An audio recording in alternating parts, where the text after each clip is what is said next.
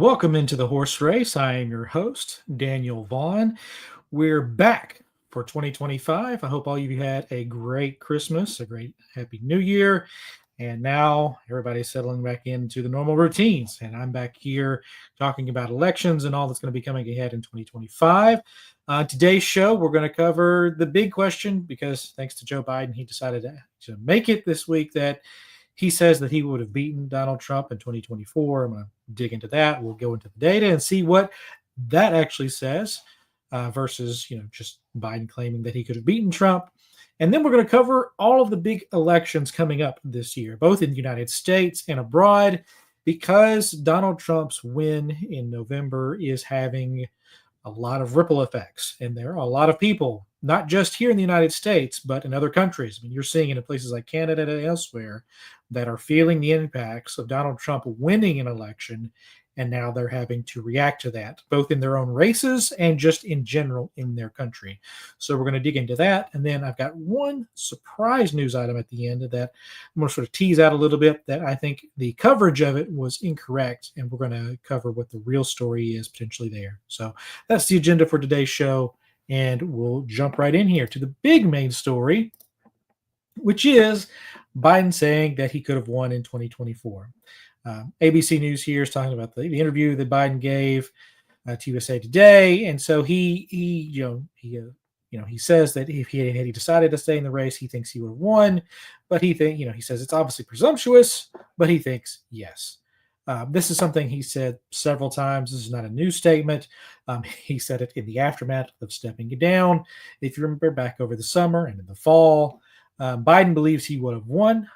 And I don't believe he's correct at all. In fact, I think if you look at the actual hard polling evidence, this claim falls apart pretty quickly. So what I wanted to do is go back and look at the Real Clear Politics average because they have everything that we need here. If you go and look back, Biden stepped out of the race on July 21st. That's the last time we had any steady polling here in the polling averages. But something that I noted in both of my writing and my newsletters was that if you go back and look at all the polling average data between Trump and Biden, at no point in 2024 did Joe Biden have a lead against Donald Trump in this polling average. And the Real Clear Politics average here, you will not find a lead for Joe Biden in 2024. In fact, you have to go all the way back to September 11th, 2023 to find Joe Biden with a lead in the polling averages against Donald Trump. So for almost a year here, you've got baked into these things up to the day he steps out. You've got Donald Trump leading this race. So what happens if Biden stays in the race and we don't get this big cutoff here? The big thing that happened with Harris is, and I said this here and I said this in my writing, is that she had a honeymoon period in which she got to ride a sugar high, a boost in the media, a boost in the polls, where she was covered, positively in a light that she had never experienced before, and that gave her a boost in the polling averages. But once that got popped, she started drifting back down to where Biden was, and in fact, she ended up losing about where the polling averages said that she was going to lose. So that was the major thing for her. If Biden stays in, you don't end up getting rid of any of the issues that people said to pollsters that they had an issue with, which was his age, because he gave his infamous now performance on stage right here on June 27th. And at the time, he was losing to Trump by 1.5 points. But by a few weeks into that polling average stuff, that had doubled. He was losing by 3 points. Trump was surging, and Biden was very clearly flagging. There are multiple reports that said that internal Democratic polling said that he was losing even worse than that. It's come out now. If you listen to the Pod Save America guys, they all said that the polling internally was worse for Biden, and they all believed that he didn't have a shot.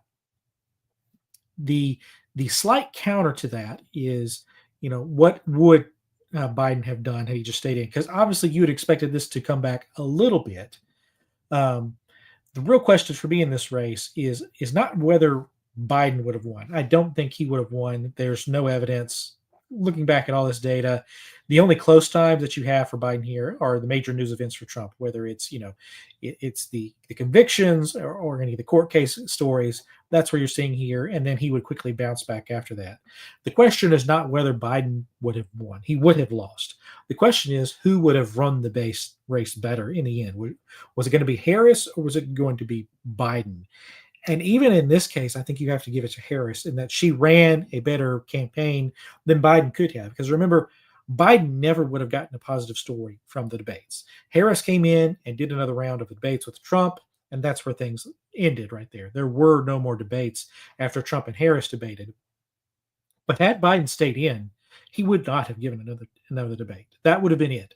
There would have been extreme pressure for Joe Biden to have given another debate, but he wouldn't have done it. That June 27th just debacle on stage for the whole world to see with a Joe Biden would have been the last major chance that anyone would have seen of him against Donald Trump, because there's no way that the handlers in the Democratic Party, his family, anyone involved would have let Joe Biden walk back out onto a debate stage and give that kind of performance again. Because if he done that in a second debate against Donald Trump, he would have sunk even worse, because you would have reinforced everything that everyone would have believed in that first debate in a second one. And that first debate is the worst one that's ever happened in U.S. history, because it's the only one that's ever truly knocked out a person already in the general election, knocked them clean out of the race, and their party had to replace them. That's how bad that debate performance was. So the idea that the Biden could have swung this around and outperformed Harris, I think, is a fantasy. The one positive that Biden would have had in November 24 versus Harris is that he might have performed better with working class voters. This is what got him across the finish line in 2020. Biden brought back some of the white working class voters into his ring when he went through the Midwest states, and that's what brought him across that finish line. Maybe he eats a little bit into what Trump was able to perform across the Midwest if he stays in, but there's very little evidence it would have been enough to dwarf the impact of all the other demographic groups that Donald Trump just swept across the board from out west all the way through the east. So if you're sticking with Biden, you're not going to be able to claim that he would have made a play in like the western states. So you're basically already seeding, Harris lost Nevada, Arizona. Those are gone. They can't play there.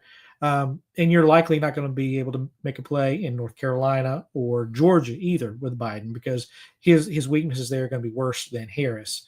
So then you're just looking solely at a path through the Midwest, which eventually was all that Harris had too. She had to win and sweep the Midwest. She wasn't able to do that. You would hope, if you're Biden, that you could poll and pull in more voters with the working class groups. But there's just no evidence that would have materialized. And again, if you go back and look at any of the polling data, at no point did Biden ever lead in this race. And you could even say that there was a similar thing with Harris. She just got an artificial bump, and that was a false lead that she had over Trump. The true real lead that she had was after the debate performance, and she got a nice boost after that. But eventually, even that faded, and the race just returned to normal. So there is no polling evidence looking at all the averages across the board, and that's going all the way back to 2023, that provides any evidence that Joe Biden would have won in any way. This race, if anything, was baked in the opposite way. There was a mountain of evidence that told you Donald Trump was broadly popular. Donald Trump was building a lot of momentum, and that momentum was going to grow into Election Day and swamp any advantage that Democrats could have built in the early vote. And as it stands, Republicans basically won the early vote as well. So this was just a true, flat out, just Democrats got kicked all around the board, all around the map in every state, and it was a sweep across the board. So there was no way that Biden was going to win this race. Maybe he performs a little better with white working class, but any gains there would have been offset elsewhere, because there would have been more Democrats and more Democratic leaning voters who either sit out or don't vote because they can't vote for a person who they don't believe can cognitively do the job. So there's no way that Joe Biden wins this race. So he can say all he wants to. There's no way, and I don't think even if we move on down the road and look at historians look at this race, they're going to say the same thing. They're not going to find any evidence. So that's where we are on that one. Next, we're going to move into 2025. Now, obviously, internationally, there's going to be elections across the board. We're going to focus on a few important ones here, particularly in regards to America. Let's see, let's start with Europe, because that's going to be the one. It's going to be the most important early on. The big ones are going to be, you have Germany coming up with their elections. There have been a lot of news stories here with Elon Musk and the AfD party, a right-wing party in Germany. Where Germany is dealing with a world that Angela Merkel built, and how the ramifications of that play out over the next, not just this election, but the next decade are going to steer Europe very hard in one direction or another. So these elections will be critical there. With Elon Musk interacting more with Europe right now after success with Donald Trump, you're going to see a lot of bad Europeans seeing those sorts of things. The other big ones are going to be here in the United Kingdom. We're going to see just how well these coalitions are holding together here. Can the Conservatives and the Reform Party start to eat into all those losses, or is Labor starting to lose more steam? A lot of questions there. Again, you also have the Elon Musk factor here with him fighting with Nigel Farage and the Reform Party. So that's going to be interesting to watch moving forward. This one is not listed on this list here that Wikipedia provides, but it's going to be a big story moving forward, and that's going to be, where does France go? You obviously have the fall of Emmanuel Macron as a possibility, and it's unclear whether or not he's going to be able to survive. Will he step down, sort of like what we've seen with Justin Trudeau in Canada? That's unclear. France has a very complicated system, and it wouldn't be surprise me if they have to build a new republic at the end of all of this. So that's also going to be a big thing moving forward. They may not have any elections or anything, but what France does will be big on the continent moving forward. Back here in the Americas, obviously the big one, I've mentioned it several times now, is Canada. You have Justin Trudeau stepping down. And I think you're going to see his party get absolutely obliterated by the conservative factions there. They are holding, some polls have them leading by as much as 25 points, some more, some a little bit less than that. But that's looking like a seismic change across the country. You're looking at just a total wipeout of everything that Trudeau has built and everything he has represented that country for over the past decade. And it's just going to be a wipeout across the board. So the question is, how bad is it going to be? Can the person who replaces Trudeau, can that person end up maybe cobbling together a little bit of a defensive line for their party? That's unclear. But that's going to be an early, a sort of a late indicator in the year where you're going to feel a direct reverberation, because Donald Trump's interaction with Canada and sort of joking about it being a 51st state and that sort of thing. This is not so much him hitting the conservatives on that side of the party. It's really him serving up a lot of clean hits on Justin Trudeau, and the conservatives in Canada are just absolutely wailing away at Trudeau and his party on what is happening, because they're not really attacking Trump because there's a lot of agreements there. It's really more of they're using Trump's mocking of Trudeau and Canada as a way to go in and dig even further and hammer their points home. So I think just that when we look at the end of this year, we're going to look back and say Canada was another situation where you saw a direct impact from Donald Trump's election to here. Whether or not stuff in the middle happens as well, it remains to be seen. But those are going to be sort of the big international stories moving forward. Obviously, you can see in this list, there are a ton of elections happening in 2025. I won't pay attention to all of these, but if you're curious, you can go look them up and see all the different things happening across the world. Back at home, though, there's going to be a lot of stuff happening every month. In fact, we've already had some special elections here in the United States. So the Associated Press has a nice write-up here, sort of walking through everything that's happening. January 7th, so this was now 2 days ago now, you had Virginia holding special elections to fill 2 legislative seats. There weren't any surprises here, as NBC News here covers. Virginia Democrats maintained their legislative majorities here. They won the races. There were no surprises here. This involved pretty much races where everyone knew what was going to happen. So there's not a lot of, people aren't going to be able to look at this and say, oh, yeah, this tells us what's going to happen later in the year. although we will come back to Virginia because they're going to come back up. So we've already had a few special elections here. You'll see some coverage going as we go into February about the Wisconsin Supreme Court. That'll be interesting to that state, not so necessarily everybody else. The next big one, though, is going to be in April, because that's when you start getting into the special elections of people who Donald Trump has picked to be a part of his cabinet. So you have first up here, it's going to be a safe Republican seat, but that's Matt Gaetz' seat. They're going to be, it's somewhere in here. You're going to also have, you'll see the actual replacement. It'll actually probably happen before this, but you're going to see the replacement senator that Donald Trump ends up getting into from the state of Florida, from Marco Rubio. And then also Mike Waltz, he resigned the 6th district, and so Trump appointed him. So there's going to be another special election here in Florida. So a lot of Florida action is going to be happening, both in the Senate and the House side. And that's going to lead to a lot of churn across that state as they figure things out. In May, you're going to have more Supreme Court elections in Pennsylvania. You're going to start talking about in June primaries for the governor's races. New Jersey is going to be one of the fall races. So the primaries here are going to give us an idea of who's going to actually be on that ballot. June, similar story here. You're going to have on the 17th, Virginia will start holding its primaries. And then the one that'll end up getting covered and block everything out of the sun because it is what it is. New York City is going to have its primaries in the mayoral race. And because it's the media capital of the world, that's going to get a lot of coverage. But the June elections here on the 10th and the 17th, that's going to tell you who's going to be the general ballot in Virginia and New Jersey. There are governor's races in both of those. So, and they do in Virginia, they have the governors, the lieutenant governors, the attorney general, the House of Delegates. It's a lot of elections. And since it's going to be in November, all the primaries that you saw earlier in the year, you're going to see on that election night. We're going to get those results in New Jersey. We're going to get them in New York, Pennsylvania, Virginia. And that's going to tell us a lot about whether or not there's any staying power here for what happened in November 2024. Is that still happening in 2025? There's going to be a lot of intervening stories too. We're going to know whether or not by this point Donald Trump has passed his big legislative bills. He's wanting to do a big omnibus thing or a big CR bill that will shove all of his priorities into one deal. The Senate is talking about 2 bills. We'll see how that goes. But for right now, he's talking about one big bill.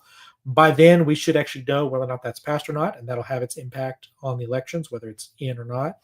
And then, of course, people will be talking about anything else that have happened up until then as well. So these races are always your early canaries of the coal mine. People try to draw through lines from what happens, particularly in New Jersey and Virginia, and see what happens in the following midterms, because these are statewide and kind of gives you an idea of what's happening. People are going to be talking about whether or not New Jersey is becoming a purple state. There'll be talk of whether or not maybe Donald Trump makes more inroads in the state of Virginia, particularly in Northern Virginia. We're going to have to start seeing whether or not people are going to continue voting Republican who were voting for Donald Trump in the 2024 elections. There's a lot of things people are going to be looking at in 2025 to see what happens in 2026. So that's sort of a broad overview of what's happening internationally, what's happening here in the United States. Big races. But the story that I wanted to note for you as we close up tonight is in ABC News. And it is the story that Donald Trump spoke to Supreme Court Justice Samuel Alito. This was over one of his clerks wanted to get a job in the administration. And so Justice Alito confirmed to ABC News on Wednesday that I agreed to speak to this matter about the president-elect, and he called me yesterday afternoon. So this was about one of Alito's clerks getting a job in the Trump administration. There's also a case that's coming up regarding Trump's criminal sentencing trial. They didn't talk about that, according to Alito. So, this story is pitched around all these sorts of things where it's talking about the cases before the Supreme Court. You've got this clerk here. It is a little odd to see this. It's not something that never happens, but it is odd to see this happen so publicly like this. But that wasn't my takeaway. My takeaway is that there are rumors in D.C. that Samuel Alito will step down at the end of this term, potentially over, and so he would step down at the end of this term, which would be June, July, somewhere in there, and then we would move from that immediately into nomination hearings over the summer. And then you'd have, if Republicans did the same thing they did before, you're looking at trying to get a new justice on the bench by the start of the next fall term in October. So that's sort of the compressed timeline there. This story doesn't say anything about that. It doesn't say that they talked about replacements, but it is notable because it's already been talked about with Justice Alito about him potentially retiring at the end of this term. This could be a setup to that happening later on this year. It's notable that they've already talked. It wouldn't shock me if they're going to talk even further about a potential replacement, because there are a lot of good Alito clerks who are much older who could be on the courts and would be good to be on a future Supreme Court. So this is a story that bears watching, because I think we're going to be coming back to it here in about 5 to 6 months here, and we'll see what happens with the Supreme Court. That would obviously be a major news story, because we'd be right back into confirmation hearings, and it seems like we've had a lot here recently. So those are the major stories. Those are the major elections for this year. That's all I've got for this week. So, as always, keep chiming out in the comments. If you want to cover any particular races, we'll continue to cover the major news stories that are going to impact all the politics moving forward in this country, and we'll keep you up to date. So thanks for stopping by, and I'll talk to you guys next week.